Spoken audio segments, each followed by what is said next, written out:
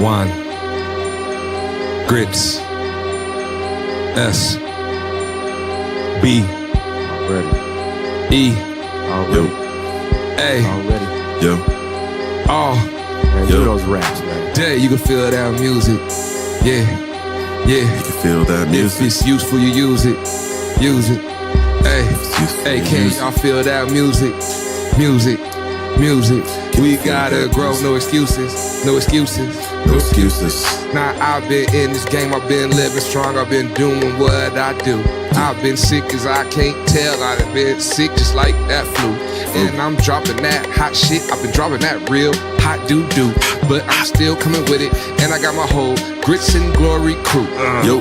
Episode 25, about to get it live, and we about to hit you with a little game.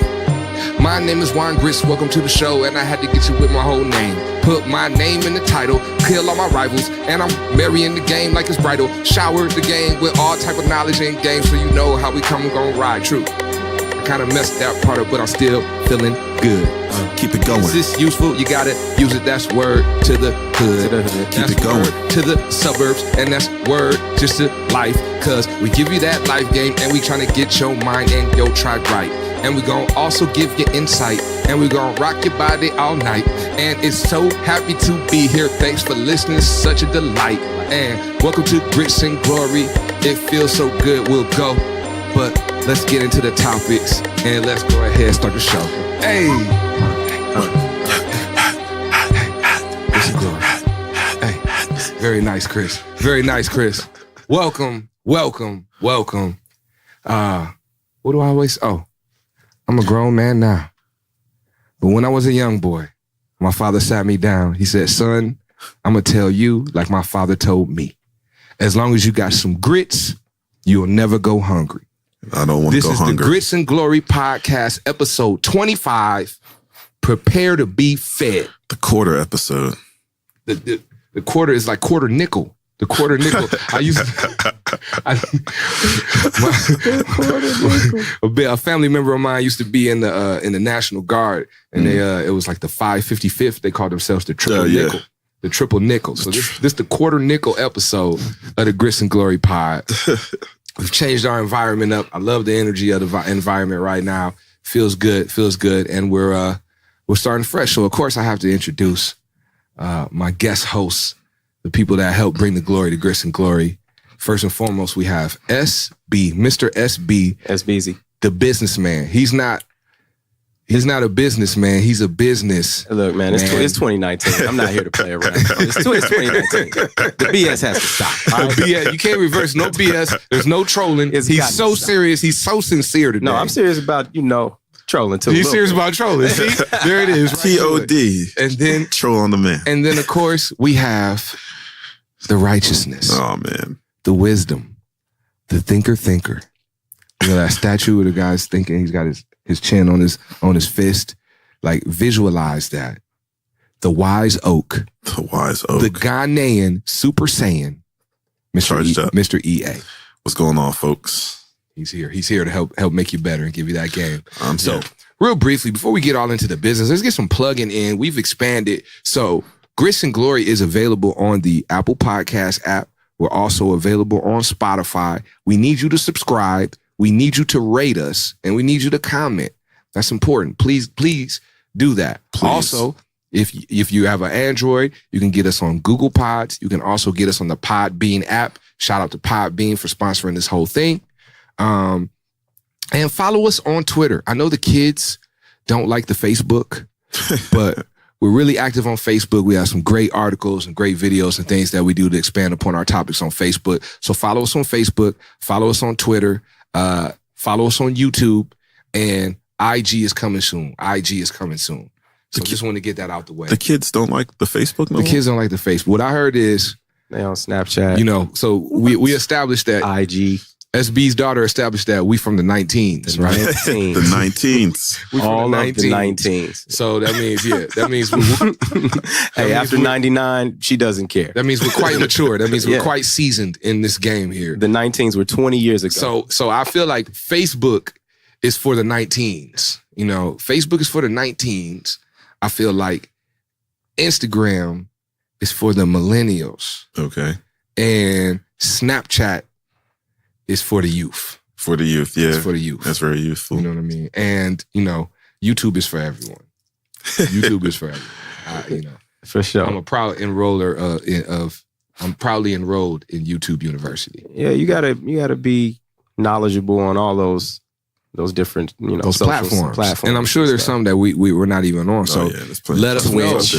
Hit us up on our prehistoric Facebook and let us know what additional platforms you want to see Grace and Glory on. And you'll be fed. We'll feed you. So let's get into our segments. We always like to start with get some insight. We just kind of get some insight into where the brothers are at and what's been going on. So SB. Yes, indeed. Why don't you give us some insight on what's been on your mind? What's been going on in your world lately? Well, a lot. In my process, I try to pay attention to current events. Mm-hmm. So every day I have like the process of getting up early, dealing with family life, but then getting on the MSNBC, CNN, and even Fox News. I'm a political buff. Very mature political. Hey, I've been watching that since I was like a kid, though. That's how you figure out what's really going on. So, since you were a kid? Yeah. It kept your attention? I was raised in part by my grandparents. So, yeah, I was watching what they were watching.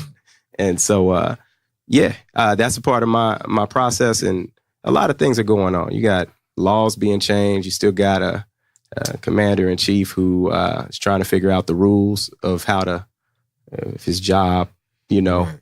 Whatever he's doing there, whatever that is. Right. And then just other things. So laws being changed. What's the big one?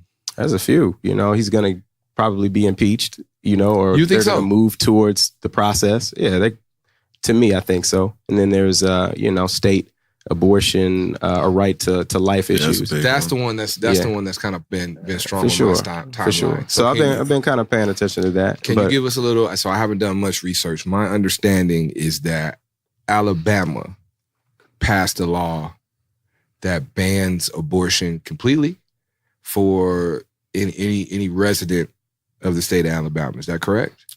Honestly, I haven't done enough research myself, so. Well, it's a state law, so if you're a resident of Alabama, this would apply to you and whoever lives in that state. So it's not, a national requirement. So people in Alabama have in their lap legislation that dictates the terms of when a fetus is a baby and a real conservative bent on what women should do. Okay. And for me, I don't feel like I feel like women have the right to choose. I just believe in the right to choose. Mm-hmm. I don't believe that white guys in Alabama who seem to be pushing this legislation should should tell women nationally or even in the state of Alabama what to do, and that's who pushed this bill through. I mean, that's where I think it goes along those lines. So has it been passed? This is law now in Alabama. I believe so. Yeah. Okay. And there's no abortions just no abortions at all? No, there's terms. So I think that even if a woman is, according to what I've researched, the conditions are not normal. Like we're talking about, rape or incest. If that pregnancy, if conception is past to so many weeks or along a timeline, they would be forced to keep the child, and they would not be eligible for an abortion, even if they were raped. Absolutely. Or there was some. Yeah, so it's like that's why I say it's really an understatement to say that's a conservative way of looking at how to approach life happening. Gotcha. Okay, so I'm reading here. If enacted, the law would only permit abortions only if the mother's life is at risk or if the fetus cannot survive. Right. But not in cases of rape or incest. Yeah. Interesting. Wow. Interesting. Did they give any more insight on there, like how? I think there's some protests going on. It says that Alabama is not alone. Missouri, Mississippi, and Georgia are on track to Mississippi, Georgia do some bills along the same line. They call them heartbeat bills. Like basically, once there's a heartbeat, then it is a living thing. Yeah, and that happens pretty early. And so Yeah, you were, we're talking about conditions. Did they lay out a timeline for like once the heartbeat starts? You have to go through so many requirements. Even I'm wondering where does Plan B fall? Where does the Plan B pill fall into that? I'm not sure if that is written into that legislation. I mean, if I'm in Alabama right now, you stocking up on Plan B? I might just, it might just be smoothie time. Like, on your way out, pop a B, get you a smoothie and have like all them smoothies spiked with Plan B. God, what? But hold on, am I wrong for that? But hold on, would it be your smoothie or would it be like? It would be are you speaking smoothie. Are you speaking as a woman or are you talking about spiking a drink? Well, I'm saying, I don't know how I feel on the issue right now. I'm gonna take a. This is what I will say. That was as jokes. a man, yeah, these are jokes. As a man, it's not my call. I don't have a dog in this fight. This is not my place. I've learned that this is not my place to make a call. I want to leave this to the women. That's why I'm that's my position is pro-choice for their rights. Right. But if I were a pro-choice woman, I would keep Plan B on deck. And if I were a man in Alabama who did not want to, who was pro-choice but didn't want to like wait, I would keep some Plan B. If you a man, how does Plan B come into the? Yeah, you're right. I want to say this, man. And I you over there plotting? What? This is my this is my personal opinion. Put it in a drink. She ain't this is even my personal opinion. I know that people say. I know that people say, it only takes one time and so on and so forth. But I think, and this is not going to be an unpopular opinion, and not going to be a popular opinion, but I think unwanted pregnancies are 100% men's fault. I think they're 100%. An unwanted pregnancy is 100% my fault. If I don't want her to get pregnant, I don't shoot up the club. All right. That's all. It's that simple. If you pull out, you're Gucci. And so you root this rationale in those two examples. Don't just postpone sexual involvement. No, not postpone. See, this is what I'm saying. See, you telling volumes. I'm hearing. You're speaking volumes about yourself. No, I'm hearing. I'm hearing what you talk about. What you saying is like, it's not worth going to the club if I can't shoot it up. No, I'm just saying, like, it sounds like you're talking about abstinence or something like that. No, I'm talking about pulling out. You're talking about pull out as a method to safeguard birth yourself. Control. I think that. Are you trolling right now? Are you fucking? No, I'm dead serious. What are you about to say? Yeah, I was like, look, I said postponing sexual involvement. As a young person, I taught that class. That's and the method you just offered, sir. That's what they tell you. It's not recommended in junior high. If we're talking middle school sex ed, that is not a best practice. Then if we're talking to middle schoolers for sex ed, then I should absolutely say. But if you're talking to grown men, yes, we're talking grown folks who have sex. So you're saying don't make mistakes.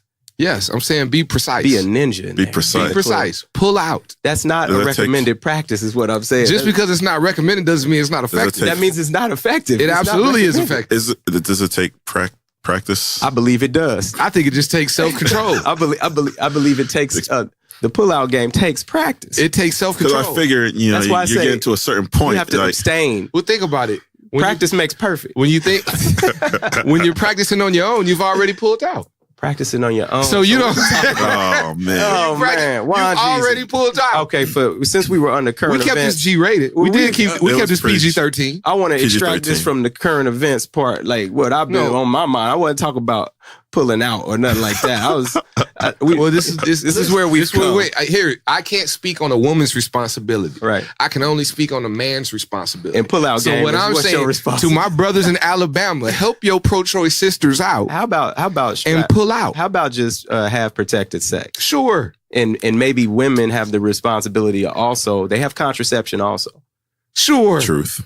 Okay. So it takes two to tango. Yeah, absolutely. I would say two things. Okay. One, Rob put it on all the men. It is a woman's responsibility to make sure that it is protected sex. If she's an adult woman, it is her responsibility because Why do we got to give responsibilities? Like, keep talking. keep going. Because if I can let me not say if I can skinny dip, I'm skinny dipping. Make it personal. If I can skinny dip, I'm skinny dipping. All right. I'm skinny dipping. But then when it's her job to make sure I put on the bathing suit.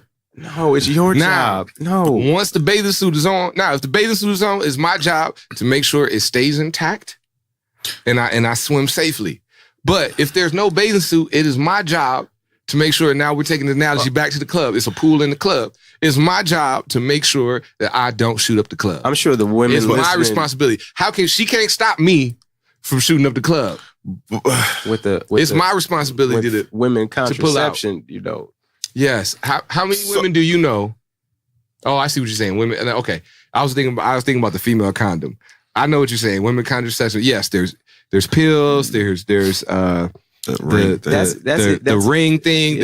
There's the implant thing. The implant thing is really effective. There's a lot of options for women for contraception. There's a lot of options on both sides. Yes. But let's get down to the real. When unprotected sex is going on and there isn't a predetermined contraception for the woman, it is the man's responsibility to pull out. Is what I think. I think that if there is unprotected sex, I always think the worst case. You know what I mean? Mm-hmm. So if you're having unprotected sex with a girl or a woman that you don't necessarily like, you know what I mean? But things happen, then that's on you. Why are you having sex with people you don't like? I'm not. Hey, people do it all the time, right? People do it all the time. I would agree that probably happens. That probably happens. But I think you were doing a response to Ron's. This is what I'm saying. I don't want that.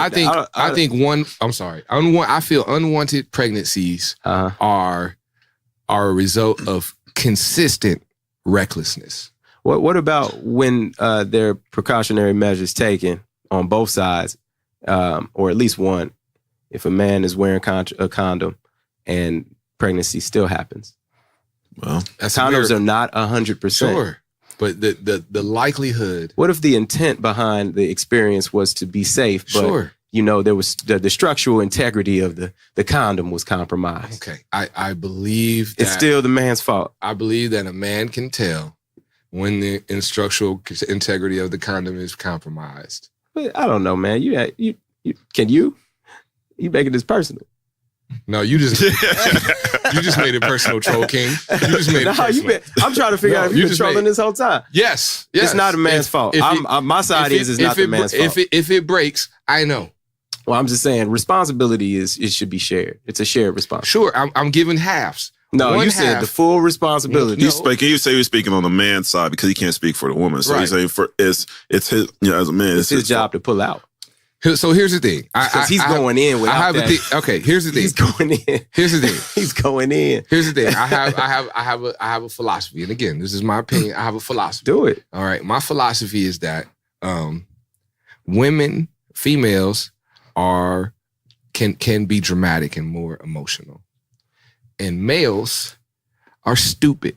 We do stupid stuff. We're stupid. And so why would you give the responsibility of pulling out to a stupid person? Stay with me. Stay with me. Stay with me. All right. So, stay with me. So, in a relationship, this is. I should make this a raw law, but just should in a relationship, in advice. Oh man, so sorry.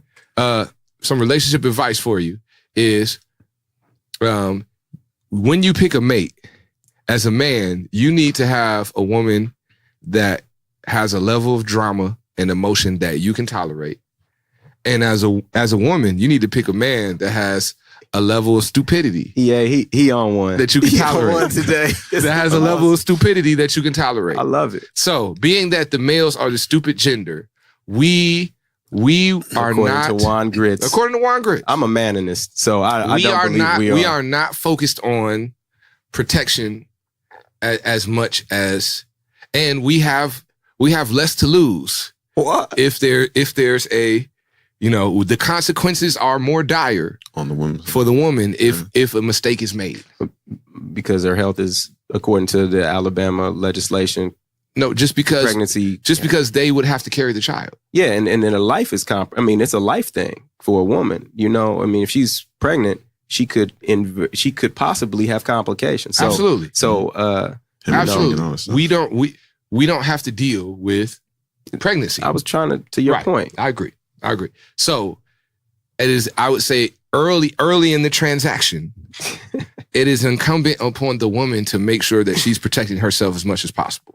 Now, the second piece that I said, if we're in a situation where she did not protect herself as much and things are unprotected, all right, the actual conception can only happen if egg meets sperm. If egg meets sperm. If you remove sperm from the receptacle, the egg cannot meet the sperm. The sperm cannot meet the egg. Grits, let me ask this question. Would you find it to be responsible for men out there to just consider vasectomies? Yes.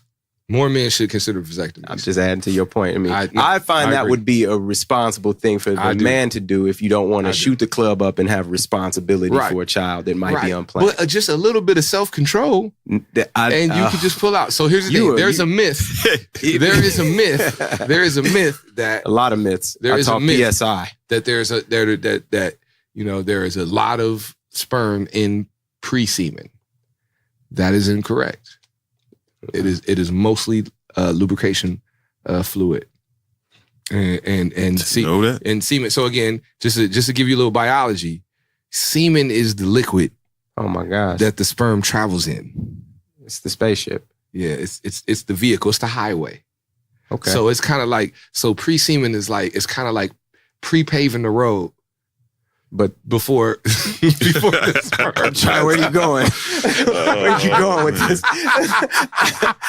He's on one right now. I am on one. He's talking that mess. So this is what I'm saying. This is what I'm saying. Men, let's take more responsibility, especially our brothers in Alabama and Missouri and Mississippi. When you feel like you need to go, look, get out of there. If you feel like you're about to sneeze, cover your mouth. Cover your mouth. You don't just cough on people. Don't prematurely sneeze. You don't just sneeze and cough on people. You cover your mouth. You know it's about to happen. Cover your mouth, fella. All right, let's move on to a different. Different segment. That was classic material. I had a lot of fun with that one. All right, so let's get into get your tribe right, because we're talking politics. And that's I feel like that's your expertise, as some of the old heads would say, that's your bailiwick there, SB.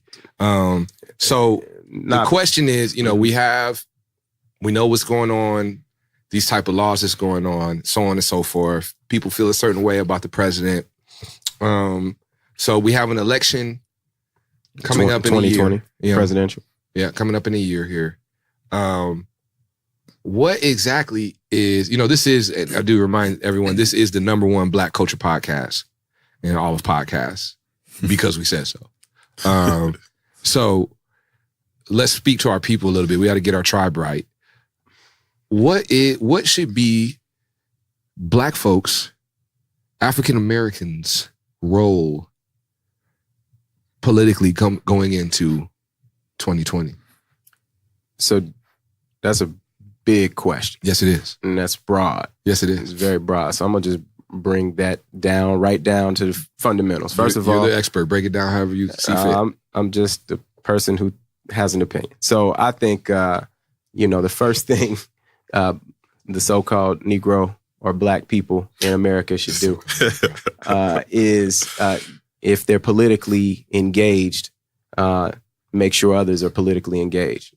Before that, care about something, be aware, wake up, watch MSNBC, Fox, Collect information. You have to do the research. You have to become equipped with, the knowledge of everything that's affecting you. And it's through the political process. So you have to get politically engaged. That's what I feel like the ultimate responsibility of Black people is today. And I could look at some stats. There are many people who are not as engaged as they should be. Mm-hmm.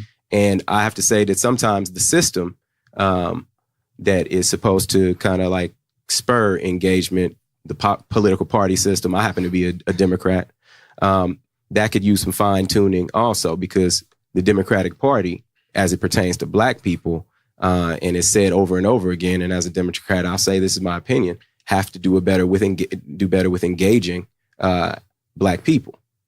That's just bottom line. Now, because you pointed to black people particularly, they have to get engaged, in the party system that helps to turn people out need to do the job better, learn, be more culturally competent, and do what it takes to get black folks more engaged. And they haven't been doing the best job. What do you think? What do you think should be done to get black folks more engaged? I remember this years ago, and we were doing some voter registration downtown Cincinnati. Mm-hmm. And I remember I was down there, and I ran to a young guy. I think he was on a bike or something. He was probably maybe 19, 20 years old. And we were chatting it up a little bit for maybe like a minute or so. And I said, hey, I'm here doing some voter registration with this organization. Definitely want to give you some more information in regards to, getting you registered. And he looked at me. He was like, man, he's like, F that, get money. And then rode his bike away. You know what I mean? He was on a bike? He was on a bike. A bicycle? A push bike? A bicycle. He was on a bicycle.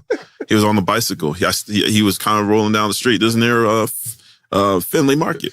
I remember it clearly, because I was like, man, we have all this stuff that's happening. And he I'm gonna just let that rest. Okay. He was on a push bike, and he told you to get money. He was on a bicycle. He wanted a car. He's working his way towards the car. He said, F that. He said, forget that. Get money. So how would you engage somebody with that mentality? And not saying that he couldn't change, not saying that you couldn't do it, but what would be the way you would engage that individual? I think the best chance in the case like the guy that you've just named, mm-hmm. is to find someone who can influence him and change his mind, because you couldn't. Well, that was. He said, I don't have time for what you talking about. He did. Pretty much, yeah. Right. Get money. And get money. Push pedaled himself away. And disappeared. Right. Yeah. And what I'm saying. Truth. That's the truth. That's exactly what happened. I feel you. It just sounds funny. It would have been different if he pulled away in his Beamer. Right. Right. And that's a good point though. He was on a bike. He didn't even see he was on a bike. I would find his grandmama in them, or his mama in them, and see who he listens to. Give her or him, his father or whoever he listens to.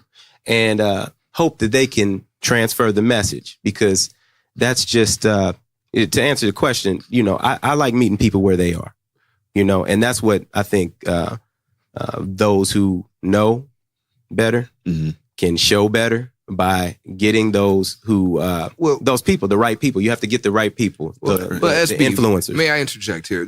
Yes, you will. My question, one, maybe he was just exercising. Maybe the Beamer was parked and he was just riding the bike. I'm just going by the story. And the Beamer was parked. The Beamer was parked. EA specifically said he's saving gas. He wheeled himself away. Trying to help the environment. It was just very deep. He was young. F that, get money. F that, push get money. away. Hey, that to me, that should be like on the Constitution that's on the 2019, on the man. dollar. Y'all want me to not troll, but I'm trying not to get upset with that hypothetical. Like you just said. You need to talk to his auntie and mama in them. Somebody who he finds to be influenceable. What is your message? What are you going to tell them? First of all, care. This is why you should care. Why should I care? So you want Mr. Grits? You want me to go into a wide array of there's a big plan? No, just give me. Give me one bullet point. The first point is awareness. Give him one bullet point on why he should care. I think you said it the right way. You want me to give you a bullet point on why you should care, sir? Yes. More than because you care about here's the thing. Pulling out. Here's the thing. I'm not on a push pedal bike. I got a pretty decent car. I'm doing well for myself.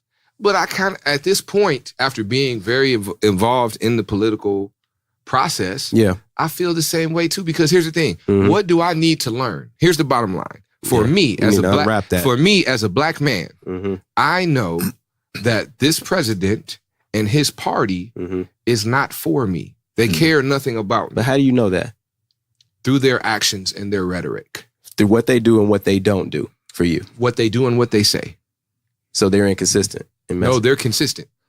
Okay. They're consistent. They don't appeal to you. they're consistent in that I don't matter. Just say it. Republicans don't appeal to Juan Grits. No, I'm saying Republicans don't care and they don't need to appeal to Juan Grits. But you said okay.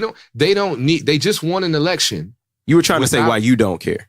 Yes, this is why I don't care. Okay. So I don't care because, when Kanye got up and he was like, George Bush doesn't care about black people. That was an awesome moment. That was an awesome moment. So just guess for what? entertainment. Donald Trump and the Republican Party does not care about black people. What are you talking about? And he likes all the blacks. And here's the other thing. Troll. The Democratic people, that's a good one. The Democratic Party does not care about black people. I just stated that they could care more. They could. But according to you, they care less, just the same. Yes. Yeah. Well, they care about us when it's convenient.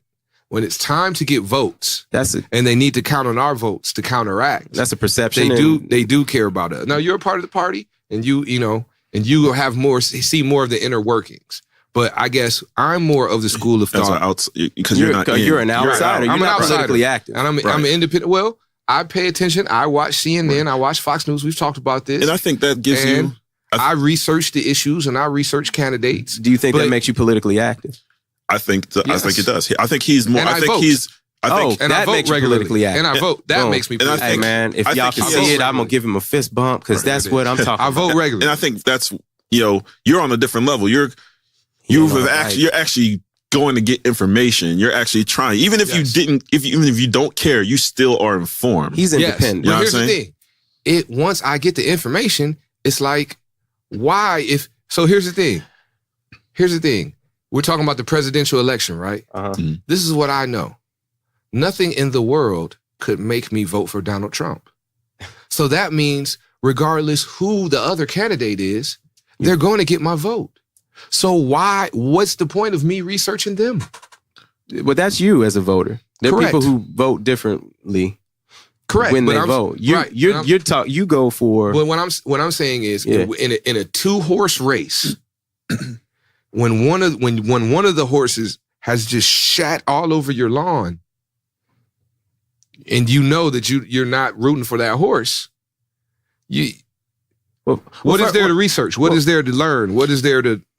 Well, the good thing about it is you're in the voting booth. Right. Already. Right. So you're in the right position. Right. There's folks who that's what I was talking about. They're just out here. Yeah. Like but I understand why they don't. As it pertains to why they don't. Well, why they don't want to join the voting booth when they're saying no one. So we moved on. Nothing why they're not engaged. Stay with me for just a second. Mm-hmm. Nothing on the ballot is about me. Okay. So why should I care about the ballot? So I'm of the mind state that black people have done themselves a disservice by automatically aligning with the Democratic Party. I'm from the old school. You said the so-called Negro, which is a famous quote of Malcolm X, who was known as El Haj Malik El Shabazz. Very good with that. I am from the school of thought of El Haj Malik El Shabazz that the black man should separate the black man and black woman. As a matter of fact, any minority, and especially recent immigrants, should separate themselves from both parties and force both parties to cater to their issues. The Republicans ignore us because they know they don't have us off top. And the Democrats only pacify us with a little bit of tension from time to time and a little bit of promises just to get a certain vote or certain numbers. But if they could win without us, they'll absolutely win without us. So what's your overall message? Separate from both parties. All right. Look. So did you know that I think I saw a stat where actually 17% of black male voters voted for Trump. So that was the largest traditionally underrepresented minority group. You can look it up. But well, I guess I'm just saying, so that tactic might be implemented. The one that you brought up, don't be beholden to a particular party, but vote your conscience or vote what you feel like aligns with your values. Is that what you're saying? But vote? Yes. Okay. I mean, I would never tell anyone not to vote or not to But here's the thing. I bring that up to say that there are black men who voted for Trump. Sure. And you didn't. And that doesn't mean that they were Democrats or not. They could have been independent. Mm-hmm. Right. But they still voted for Trump. Right. But I guess my question is, out of how many eligible or registered black male voters, how many actually voted? I would assume there's a much larger number that just didn't vote. So that 17% is inflated. You understand? Well, no, I mean, I don't know if I follow. So if only 20 black people voted, you know, 17% of the 20. Yeah. So yeah, only 20 black people voted. One person or two people is already over 17%. Right. I wasn't talking about the actual size of. I'm just saying the activity indicates that you're a black man with a particular philosophy as it pertains to being politically active. And I'm saying you didn't vote for Trump, but there is a demographic of black men, whether they be Democratic or Republican, who did. Right. But that 17% made no difference to Trump. Well, why would 13% of the population being African American make a difference? You know, I mean, that's less than 17. And why are we important as a group? Because that 13% is concentrated. I'm just playing devil's advocate here. That 13% is concentrated in the most highly populated areas. I'm thinking all votes. I'm gonna do this. All votes matter. Okay. Votes. All votes matter. First of all, engagement needs to happen. Whether you black or not, you got to vote, and you should vote because the decisions made by folks who are in power in this particular structure of government that people are living in consciously or unconsciously make decisions that affect you. And I'm thinking it's irresponsible as a citizen or a person, whatever your political affiliation is and may be, that is a responsibility you owe to other citizens. I think that's a responsibility for every citizen, not just black citizens, correct? But you said black. As an American, you have the right to vote. It is irresponsible as an American for you not to vote. And you have the right to not vote. But you said, what is black people's role in this election? And I will say that it is to get awareness, get engaged, and vote. But we're still getting engaged on a playing field and in a game that is not catered to us. That's a different question. My role. So it's like this: if we're playing a game, if we're playing a game of chess. I thought you was gonna go back to if we playing a game of chicken, like pulling out. No. No, who's going? How you going? I'm about ready to pull out. You like playing a lot of these risky games from this whole political system. But if we're playing a risky game, if we're playing a game of chess, and you get, I start the game with no rooks and no knights. It's not a fair game. And all pawns, right? It doesn't sound fair to me. Right. And you have the full array. That's not a fair game, right? Mm-hmm. So I need to flip the freaking board over and say, you talking about insurrection. I'm saying, that's what you sound like you talking about, brother. I'm not playing until you give me the right pieces. How would you say that? To even figuratively toss over the table. Here's the thing. How would you do that? Will we even play? Like, let's just put the government aside. Will we even play even if nobody was watching? Will we still play the game? That's why I pointed to engagement. I mean? Like, you have to be engaged and you have to be active to play. What causes disengagement? I think that's your real question. Like, right? Yes. You asked me what I thought black people's role was in this election. Right. I said engagement. And you say, well, that's all well and good, SB, but guess what? I don't believe we have enough people to for that to be a thing. No, people don't want to be engaged. I'm saying there's nothing to engage us. Oh, well, I pointed to the party system. That's the reason the system's there. That is to stimulate engagement in the civic system.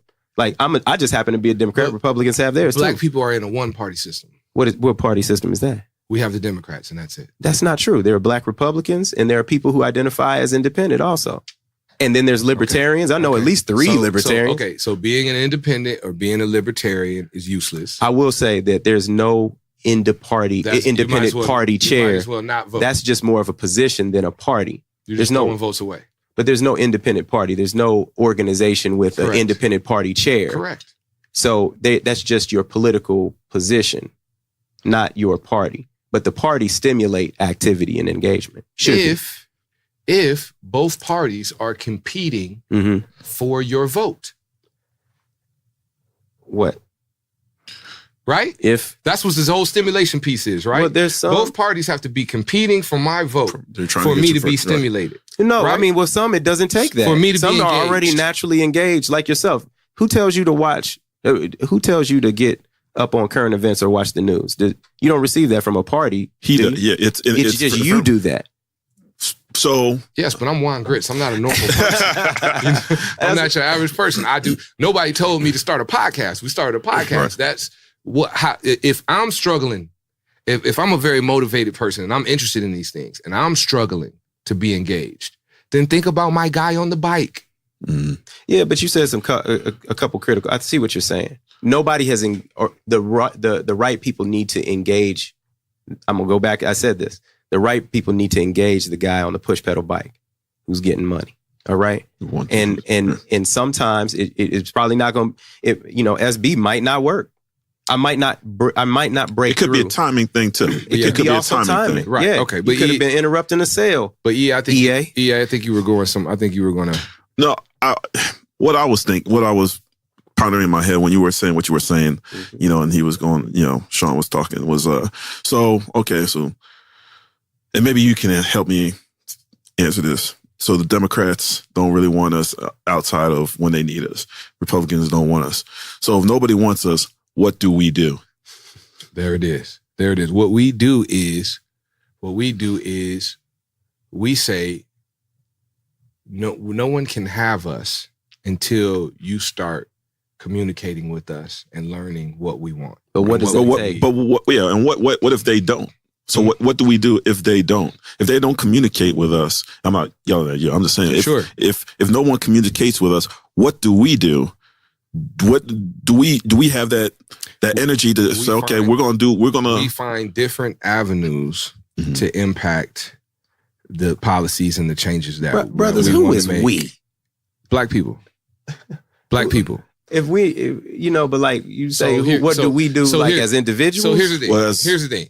People, as people. What are we organized as a people? What is one of the largest? What would you say is one of the largest issues for the black community or black people in the last 5 years? Largest or most important? Same difference. Largest. What has been? I have a couple. I have criminal justice reform. Okay, that's what I would say. I would say police reform. Police reform. The fact that unarmed black men and women have been murdered by the police at an alarming rate and being documented in the past few years. That has been a major issue. Has either candidate, Republican or Democrat, stressed this? There are a lot of candidates. You mean for president? Yes. If you ask Trump, he says he has. If you ask Trump. But he says a lot of things that are not true. Do you think that's satisfactory? No, I don't think anything up to this point he's done is satisfactory. Has just like I said, I don't believe the Democratic Party's efforts up to this point is satisfactory. They got to do more. I think I covered that. Right. Okay. What I'm saying is our issues and our concerns are an afterthought.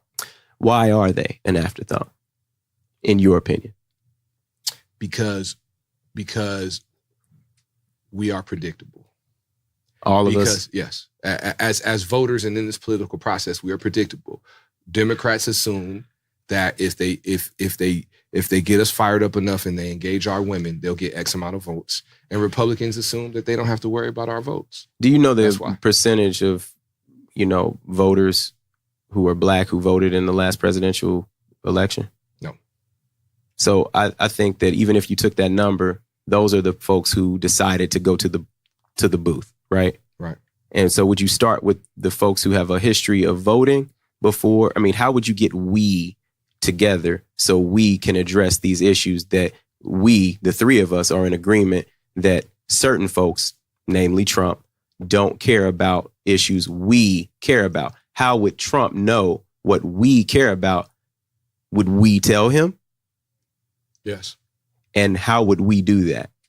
Because we are not monolithic in number here in America. Meaning those, you know what surprised me? Those small percentage of Black libertarians. I really don't even know why, you know, or how a Black man's values connect with that different viewpoint, because not every Black person is a Democrat. Sure. What I'm saying. So how are you going to get the same page? We are monolithic on the fact that we don't want to be murdered for the color of our skin. I think that's everybody. Nobody wants to be murdered by the cover. It's not just exclusive to us, though. Agreed.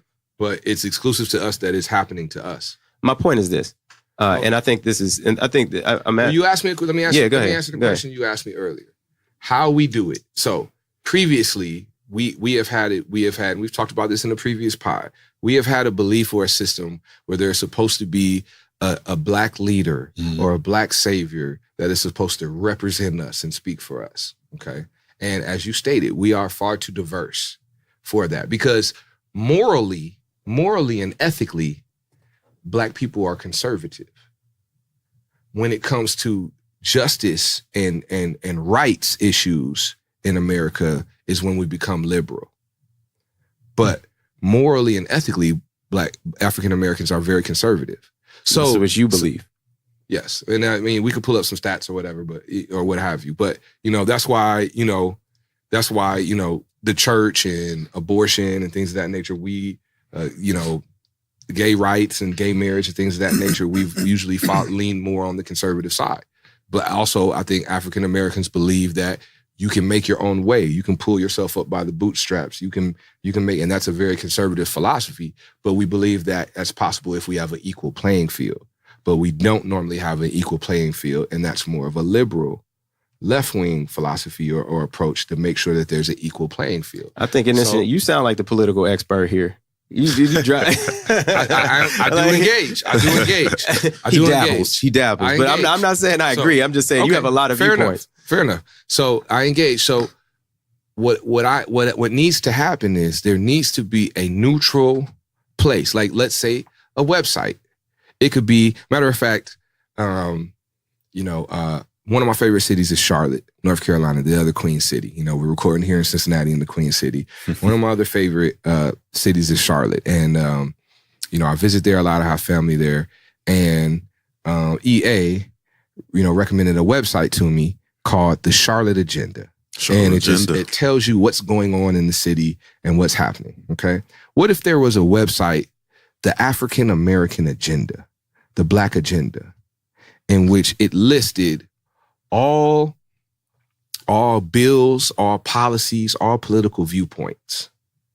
And it allowed each person to go in and vote on what they felt about each individual policy or each individual viewpoint.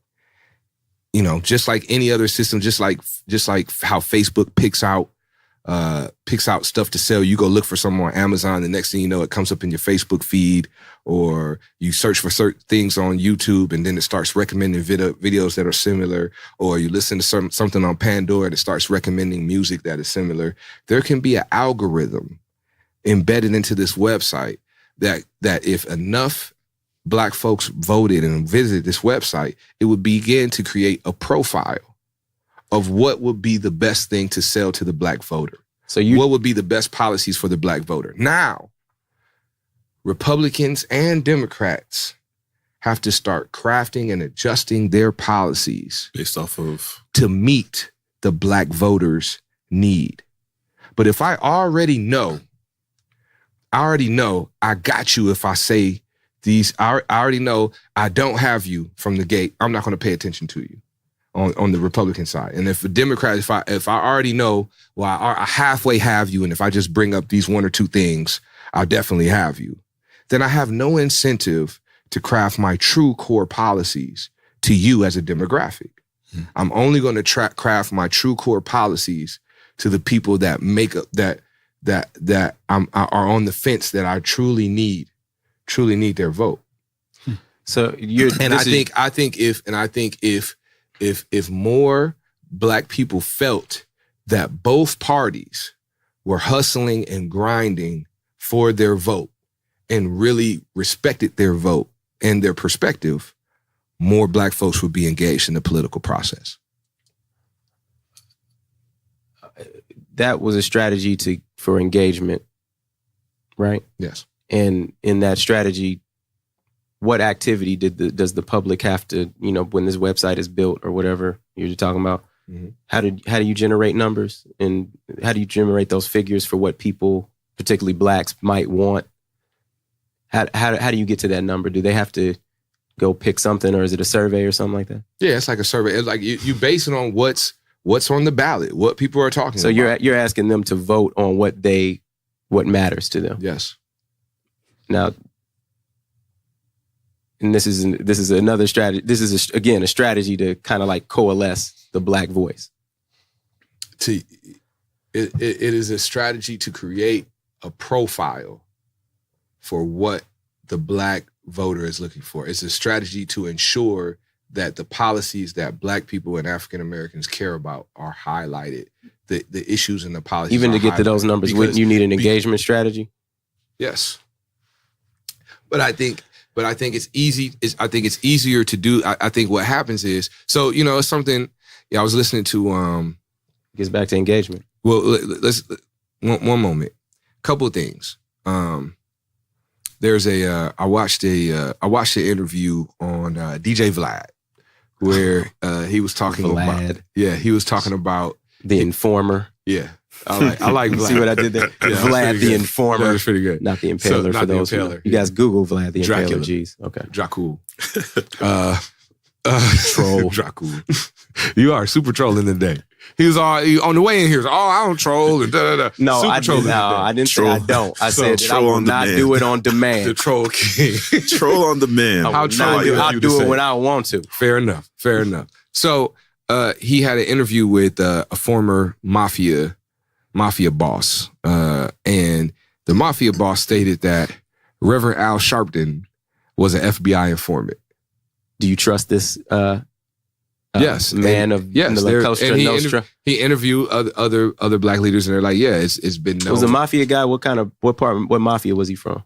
The Italian mafia, like one of the crime families in New York City. Not like a given thing though. Like there's other mafia. Yeah, there's like Russian. But the Italian mafia. Like that's the only one. Like that's the one that people most associate with. That's the first one. Godfather and whatnot. Okay. There's a Russian mafia. There's all type of mafias. That's the KGB. Yeah, right. All that. So, anyway, he up there giving up information to Vlad. So Vlad is like, so Vlad's like, well, it's crazy because all of these,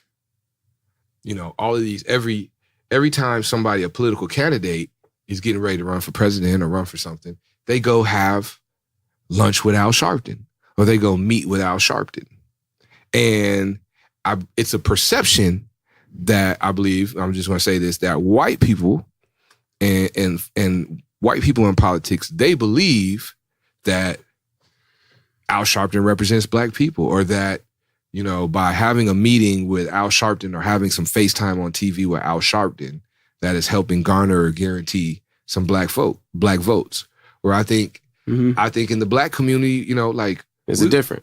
We like Al. Opinion. We like Al. Some of us do, and we support him as we support pretty much all of our own. But you buddying up with Al Sharpton is not going to win my vote or get my vote. I'll tell you this: I support true black leadership. Now, I'm not saying Reverend Al isn't, but I'm saying I'm not trusting everybody who black. And name me 3 true black leaders. Malcolm X, James Baldwin. W.E.B. Du Bois. Okay. I mean, I keep going. Name a true black leader that's alive. Barack Obama. Name a true black leader that's alive that could run for president right now. Barack Obama. He can't run for president. Yeah, he can. Again. No, he can't. He took one term off. Like after this one, like our last president, Trump was after. Yeah, you're right. He has to take time off, but he can run for, not this time, but he can run again. Okay. Yeah. Okay. But there you go. Give me someone besides. Give me somebody in the Democratic Party or in the. I just did. Give me someone in the that could be an eligible candidate to be a black. Somebody besides Obama. That doesn't count. That don't count. Why don't it count? Because he was already president. I could pick anybody from the Ohio State legislature. You got local blacks. You guys know. Yeah, you know what I'm going. National? What's you know name? What I'm saying? What's the Bacardi Sellers? Booker was the Cory Booker. Thank you, Cory Booker. That would be your choice. I'm just throwing the name out there. I went with the best choice. Do we count Cory Booker as like a true black leader? If we count Barack Obama, we have to count Cory Booker. We barely count Barack Obama. Who is we? You're speaking for a lot of people. Michelle Obama more of a true black leader than Barack is. What is your point, sir? What is your point, sir? My point is, I hear what you're saying. My point is that's the old mentality. No, to say that it's a one. I'm not saying he's the only one. I'm saying you need influenceable leadership. You need somebody to go out there. You need a farm system. But as you said earlier, we are not monolithic. So there's not going to be one black leader that rallies all of us together that we're all going to get behind. And secondly, the main point that I was making is that the perception of the white people who are in power, who are making the decisions, is that if they meet with this so-called black leader, then they've done their duty. They've done their due diligence. That's how it seems. And they haven't. But you're going. They haven't. But I'll give you another story. I'll give you another story. There is a bank in our region that got under fire for not approving loans for African Americans and minorities. Say the name. I'm not going to say the name. I'm not going to do that. It's like a Tupac song. No, say his name. I'm not going to do that right now. Oh, you don't want to do that. Do your research. Do your research. I know the bank. Okay, good. You bring it up. Go ahead. So I know from a trusted source, and this is why I'm not going to say the name. All right. I know from a trusted source that in order to kind of quell this issue, this bank thought that the best thing that they should do was donate some money to some prominent black church figures in the city. That's their strategy. That was their strategy, and they felt that once they did that absolved their sins and paid for it, whatever. Now, as somebody as part of the community who may have applied for a house or applied for a car loan, the fact that you gave Reverend Dogood a check does nothing. And what I'd rather see you say is that I definitely changed policies and I improved and I put that money back into underserved communities. But based on the old system, they think it's okay to find whatever the so-called black leader is in the area, lace their pockets, and everything's okay. I think that you bring up a lot of valid points. I'm just saying you got to find the right people where they are. So what I'm saying is there has to be a perception shift as far as what is on the ballot and what is important, because there are not enough of us politically engaged and involved. The people that are in power, that are making the policies, they don't even have a concept or an idea of what we want and what we need. So we have to shake things up in a different way to force their attention to see what we want and what we need. And then when that happens, when those things start appearing on the ballot, then they start speaking and acting towards those things, then we will be more engaged. Do you think? Yeah. Or do you think? So, name. And we're getting short on time. I know. About 2 minutes. I know. Don't just hurry up. Do you know what would be something that you would, if you saw on the ballot, you think that people would care about enough that I'll come out and go out and vote. If they're not really engaged right now, what is something that will go on the ballot? If they're looking at ballots at all. Which is okay. What is something? Yeah, I'll give you two things. Okay. One is reparations, and when I say Money. reparations, I don't mean. No, I would say the best form of reparations would be some type of tax shelter, so that if you are African American, you're a descendant of slaves, you get some type of exemption from federal tax. You know about that? Why? How do you know about that, Ron? How do you know about that? That's an issue because you're engaged yourself, right? So what inside you makes you want to be educated about these issues? Because reparations is a topic that some of the presidential candidates are talking about. Sure, but you watch TV. They're talking about it right. They're talking about it right now. But by the time once they're selected, and by the time we get to 2020, they'll stop talking what I'm about saying is there is a good portion of people who don't even know that's on the table. Let me answer EA's question. This is just my suggestion. You asked. These are two off the top of my head. Mm-hmm. It's not about somebody else was talking about it and I saw it on CNN. This is coming from me. Based on my life because you're different. No, just based on my life experience. Yeah, I just wanted. So the second thing I would say is police reform in the fact that we should hold the people that are supposed to protect and serve to a higher standard than civilians. So a police should use deadly force as a last resort, period. And if a police officer uses deadly force and it is shown that their life was not in danger, they should be on trial for that, just like any other civilian. Secondly, that trial should not happen in their own community. It should happen in a separate community because there's too much bias for those trials and grand jury situations, because these are the same police that assist and help prosecutors prosecute the criminals in their community. So there's going to be some bias with that system. Third piece with police reform, police should be required to police and patrol in the communities that they actually live in. You should not be able to live on one side of town and patrol another side of town. When you live in the community that you have to protect, there's a different level of humanity that is there, and that's without bringing race in. But those are the things that I would like to see. You're more engaged, in the and I don't community, think that's either of those are very outlandish. No, those are great. And I'm sure that if people heard you speak that way, or you educated groups of people who didn't even know that concept or that opportunity, that information was on the table, I think that they would care about it. But I think that the issue is that people just don't know to care. So because they don't know. It's education. So it's engagement through education. I mean, with what you just said, because everything you said was true. Well, I believe what you were saying. Do you think that maybe in regards to getting people engaged in the bigger picture, you have to start with the smaller picture first? So politics to me start is with local. Yeah. Because if you're not engaged locally, how are you going to understand the bigger picture? There's 3 levels of government. There's 3 levels of government. It's too big. So I think maybe people need to understand the local government. Have to feel like, because it deals directly with them in their community. Correct. You know what I mean? And that's why I was saying, like, going a different route. So if police reform is not on the national ballot, and if it doesn't matter who sits opposite Trump, because I'm just going to vote for whoever sits opposite Trump, then I need to be engaged with my local police department in a way that makes change happen. Whether that's making sure that my family members are becoming police officers and changing the blue line, or whether I'm just constantly at city council meetings making my voice heard, or making sure that I vote for the right local chief of police or sheriff or so on and so forth. I think that's appointed, but you get my point. But we're right at time.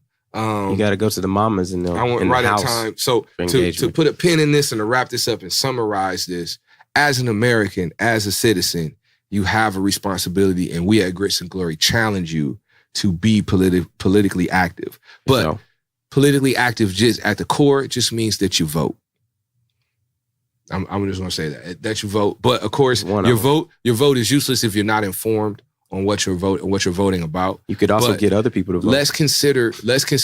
Let's not get so lost in this 2-party thing, and let's consider as a community and making both parties work for that vote. And I don't know how. Get educated first. I don't know exactly how we do that, but let's start moving in that direction. We love your feedback. Comment. What do you think? Yep. Comment on our YouTube. Comment on our Facebook, and let us know what you think. We might bring this back for another episode soon. Yeah. So show you right. So we appreciate you. Again, thanks to SB. I am Juan Grits, Aura Ricks, Ron Ricks, the man with too many names. And this is EA, and as always, EA, why don't you tell the people what they need to do? People, go out there and be the best human beings y'all can be. And when you be the best human being you can be, everything else will come into place. Everything will come into place. Chris, can I get that beat again? Politics. Crazy politics. Petty politics. Black politics. Rap politics. Politics. I'm a lunatic for politics. I can't call the shit, but I'm all in it. If you don't climb up, you'll probably fall in it. Politics. Y'all be talking ballin' shit. Politics. Virginia be ballin' it. Politics. worried, crying, talk about you ain't got no jobs, no employment, and no options. You lying. You had options. Get down with your local. You gotta see through the game like you just put on some fucking bifocals. That's how I do it. I'm trying to rock it, and it may not be popular, but you gotta see the whole game and do your politics like binoculars. Oh, Chris. Now we doubling it up like this. Juan Grits, cooking it Politics. Something we had to fix. They said he's not the best rapper in this bit. That's politics. Politics. That's politics. Straight up. I ain't calling it. Politics. Meant to hit y'all with a raw law. Politics. If it's useful, use it. Politics. We just tell you about the politics. Politics. Make it fit to the music. Politics. Y'all around here clueless. Politics. So you gotta do this. Politics. Turn on that TV, pick up a newspaper, be a student, learn what you gotta learn. Yep. So you can earn what you gotta earn. Yep. Cause if they burn you, they better burn. You don't wanna be Usher and let it burn. Whoa. No, that's not cool. You should wrap it up. I should wrap it up. And I'm done for SB trolled me. It's cool. Doesn't when he want to.